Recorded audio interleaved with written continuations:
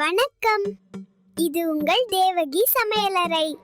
எப்பவும் ஒரே மாதிரி ரவா கேசரி செய்யாமல் இந்த மாதிரி சேமியா கேசரி ஒரு தடவை செஞ்சு பாருங்கள், ரொம்பவே நல்லாயிருக்கும். இப்போ வாங்க அது எப்படி செய்கிறதுன்னு பார்க்கலாம். பேனை ஹீட் பண்ணிவிட்டு 1 டேபிள் ஸ்பூன் நெய் சேர்த்துக்கிறேன். முந்திரிக்கு பதிலாக பாதாமை சின்ன சின்ன பீசஸாக உடைச்சிட்டு பேனில் சேர்த்துக்கிறேன்.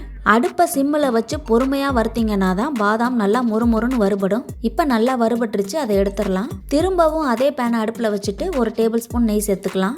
கூடவே 1 கப் சேமியாவை சேர்த்து கலர் நல்லா சேஞ்ச் ஆகிற வரைக்கும் வறுத்துக்கலாம். நான் யூஸ் பண்ணுற சேமியா கொஞ்சம் மொத்தமாக இருக்குது. மெலிசாக இருக்கிற சேமியா கிடைச்சிதுன்னா அது ரொம்பவே நல்லாயிருக்கும். அது கிடைச்சதுன்னா வாங்கி யூஸ் பண்ணிக்கோங்க. சேமியா இந்த அளவுக்கு கலர் சேஞ்ச் ஆனதும் எடுத்துடலாம். அடுத்து பேனில் 1.25 கப்பு தண்ணி சேர்த்துக்கிறேன். சேமியா கேசரி ரிச்சாக வேணுங்கிறதுக்காக நான் பால் கொஞ்சம் சேர்க்க போகிறேன். அதனால் தண்ணியை கொஞ்சம் கம்மியாக சேர்த்துக்கிறேன். தண்ணி கொதிச்சதும் சேமியாவை மிக்ஸ் பண்ணிக்கலாம். அடுப்பை ஃபுல் சிம்மில் வச்சுட்டு சேமியாவை மூடி போட்டு வேக விடுங்க. தண்ணி ஃபுல்லாக குறையிற வரைக்கும் வேக வச்சுக்கலாம். இப்போ சேமியா வெந்து தண்ணியே இல்லாமல் ட்ரையாக இருக்குது.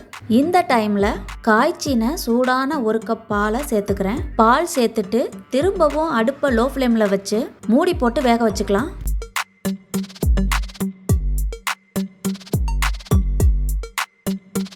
இப்போ பால் சேர்த்ததே தெரியாத அளவுக்கு சேமியா ட்ரை ஆயிடுச்சு.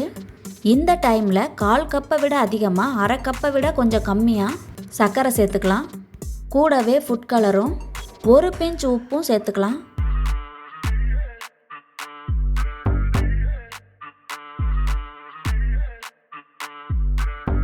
இப்போ எல்லாத்தையுமே நல்லா மிக்ஸ் பண்ணிக்கலாம்.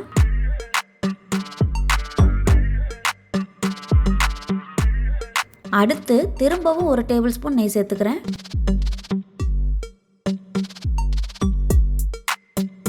கடைசியாக பொரிச்ச பாதாமை சேர்த்துட்டு ஃப்ளேவருக்காக கொஞ்சமாக வெனிலா எசன்ஸ் சேர்க்குறேன்.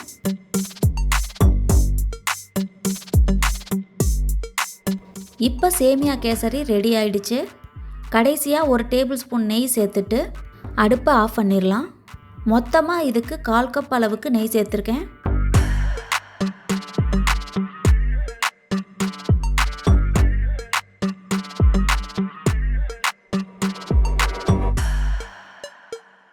இப்போ ரொம்ப ரொம்ப டேஸ்டியான சேமியா கேசரி ரெடி.